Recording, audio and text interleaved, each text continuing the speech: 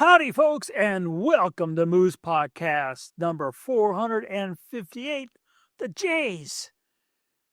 Greetings, folks. How y'all doing?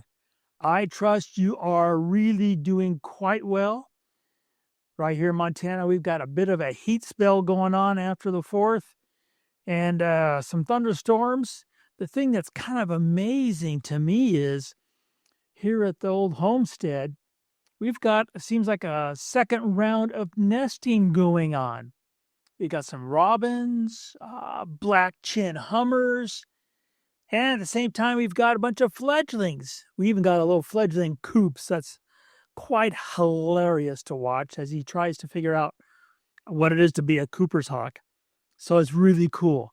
And the white-tailed deer twins and the one single fawn are spending a lot of time here and are just hilarious to watch. And I hope that you are having just as much fun watching the critters in your backyard, taking photographs, and of course, sharing them and their stories.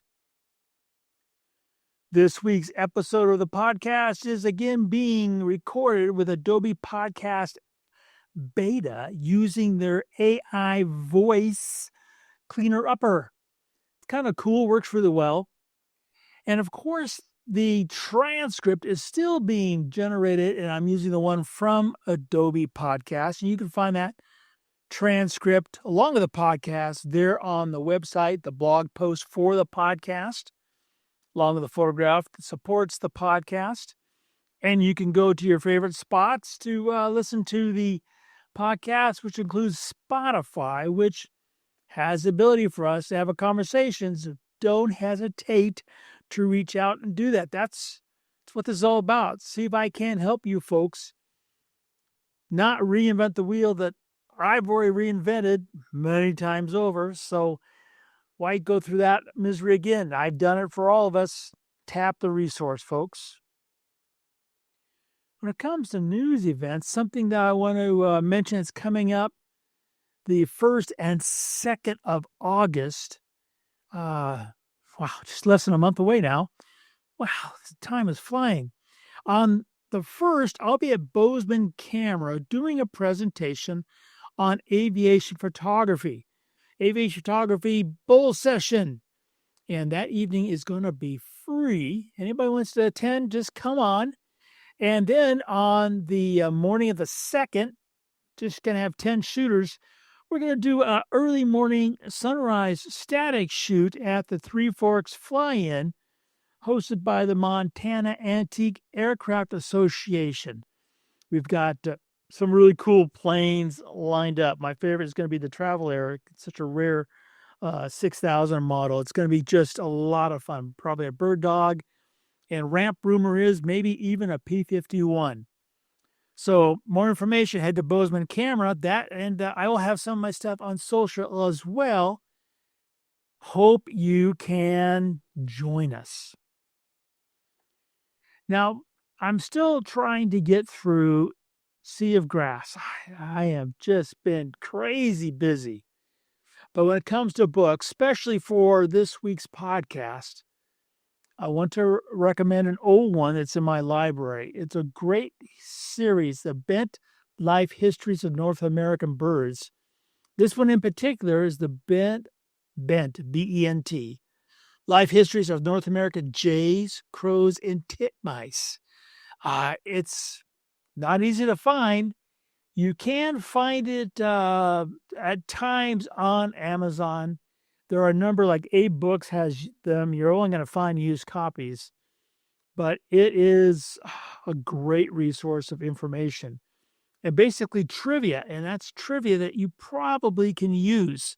Hey, let's be honest. You're listening to the podcast, which is nothing but trivia, right? So here's trivia in a written form that you can take advantage of. So that's Bent Life Histories. They have a whole series. What is it? Well, it's a whole shelf, so at least a dozen different books. Check them out. Want to thank my good friends at Bedford's, bedfords.com and Bedford's Camera. These are the just amazing folks that just keep knocking it out of the park. In fact, they've got, might be in a couple of days now, their workshop at the ball game. I mean, they're so innovative and have such great things to help photographers move forward. Besides the old camera gear, great inventory, great service, killer prices, and the Moose discount. Even that Nikon summer savings on mirrorless gear is going on till the 3rd of August. They got some great specials on some of my favorite lenses, like the 24-70 and the 7200 2.8. The 400 2.8 TC, what a beautiful lens.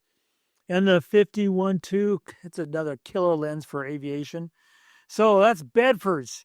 Whether you give them a phone call, you go to one of their many locations in 3 states, 4 states, or you go to the website, bedfords.com. Just make sure you use the old discount code MOOSC. Get that 5% after you check out. That's Bedford's. Thanks, Bedford, for sponsoring the Moose Podcast. The Jays. They are an amazing group of birds, part of the Corvidae. So right off the bat, when you're lumped with crows and ravens, you got to know that they're smart birds. And that's really essential when it comes to photographing the Jays.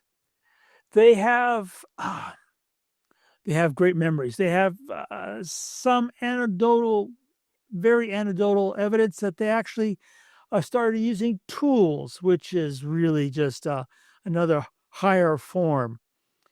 Just to give you an idea, just to start off how smart jays are. It's been shown, and while it's still no one's really gone and done the research, but anecdotal, like hummingbird, jays notice and recognize and remember the people, that's us, two-legged people, who go out and fill the bird feeders. And because they recognize you as a food source, even if it's a brand new bird to you, you've never seen them before, they will, for lack of better terms, become accustomed or habituated to you almost as quickly as you can fill that bird feeder. Now, why would that be important? Well, with a bird as smart as a jay, if you want to get close physically, which you need to for birds, having something to break down that first set of walls, especially with a really smart bird species, this is great information to know. Now, having them eat out of your hand actually is not that difficult. It takes less than a week to get one that habituated, and that can be really fun. But they're just unbelievably smart, and you have to keep that in mind when you come to photograph them. Back in the day, I was part of a research project on the island scrub jay out there on Catalina Island. I was out there with Dr. Charles Collins, who wrote the paper on him. And so we went out there many times. Great, great trips. But you have these we needed a marked population. And that means that they had bands. They had a service band, and Charlie had a combo of color bands. So we knew individuals, so we could understand what they're doing. For example, we need to know the males and the females in a pair in a territory. And from that simple thing, learn that the females tend to badger, give crap to the males to get them to get out and find food or nesting material. And they often would kind of scold them if they were being lazy. Another interesting thing we learned from that study, and it will always be in my head, is we had we had to trap them in order to get bands on their legs. And they were way too smart to fly into your basic mist net that we use for catching birds for banding. Charlie had a special kind of metal cage, and he couldn't do a spring door. He found that out because they instantly figured out how to trip that spring door and get the peanut out. Had to have a door where we had a string tied, and the string had to be basically covered up with leaf litter and stuff so they didn't see it. And because they learned how to trip the pedal in the caged. They pull out the peanuts, and he had sterilized whole peanuts in the shell. We ended up having to wire the peanuts to the inside in the dead center of the cage so they couldn't go to the side or the end of the cage and pull that peanut out. So they had to go in, and that's how smart these guys are. But they're just so animated. They're just worth photographing. And then look at the varieties we have. We've got my favorites. One we have here at the ranch, and we had them at our home in the Sierras, are Stellar Jays. Gorgeous, solid blue, black crest, great bird. Probably my next favorite next to them would be the Blue Jays. I love Blue Jays. Had them once here, can't get them back. Another really amazing jay is the Green Jay. Crazy. You may have never heard of it. Yeah, it's in North America, mostly in Texas, along the border. Green jays are spectacular, green and yellow jays. Just as smart, just the same size, really great birds. Then you have, the Canada jay, or what we used to call the camp robber jay. Another gorgeous jay. I mentioned the island scrub jay. There's the California scrub jay. You've got the Florida scrub jay, an endangered species. And all of these jays, you can basically lump together in the same kind of biology, technology kind of book when it comes to photographing them. Now, they tend to be most active, like most corvidaes, at the hours of early morning and late evening. In the afternoons, when it's warmer, they kind of chill and relax. And that early morning, they seem to be the most, I don't want to say obnoxious, but the most ornery. And when they're ornery, they have the best attitude. When they have the best attitude, they've got the best gesture, which, of course, gives you the best photographs. So how do you photograph a jay? Well, having them come to you is definitely the easiest because, like I mentioned a few times already, they're smart, really smart. And they seem to know what we're up to. Now, the jays here and the jays that I had back in the Sierras, I would photograph them coming to the food, but not on the feeder itself. It's kind of, the golden perch, that whole scenario I've talked about many times came about photographing Stellar jays because they want to bounce off some shrub, tree, onto a perch, and then from that perch they go to get their feed. And once they fed, they go directly back to wherever they want to go. So that perch is really kind of important. Is it easy just to photograph them just bouncing around? Not really, unless, like Canada jays, you'll find them at a lot of campsites. So they'll come, if you sit at a campsite table, they'll come to you without anything, but once they figure out you don't have anything, they're gone because they're smart. Scrub jays, kind of the same way. We had one at our home in Santa Barbara it took maybe 2 weeks of throwing out sterilized shelled peanuts before we realized that I was the peanut guy, and I would just sit on the steps of the porch, and he would just come down and land and grab it and go. So you can get close to them. So that means you don't need a lot of glass. My preference is the Z400-45. It's small, it's light, it focuses close, it focuses fast.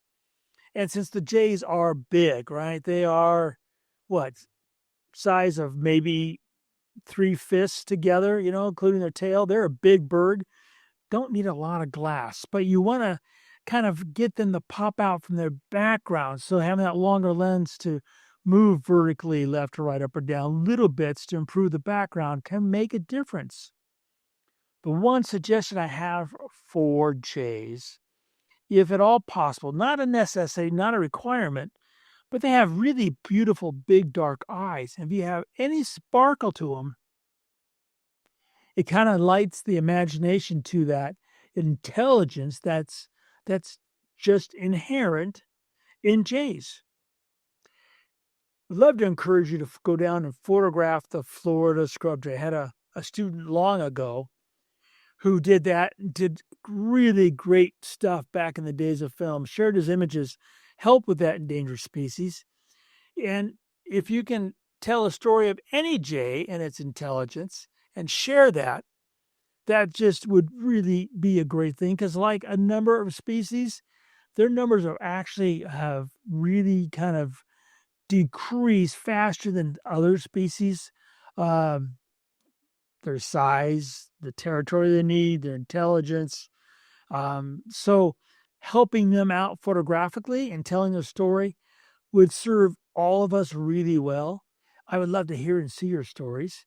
Just keep in mind that if you hadn't heard it already, they're really intelligent, and you can use that to your benefit. Just get that Bentley book. Just do a little research on their habits, their responses, their intelligence. You'll find you can put it to use, and you too can make some great images.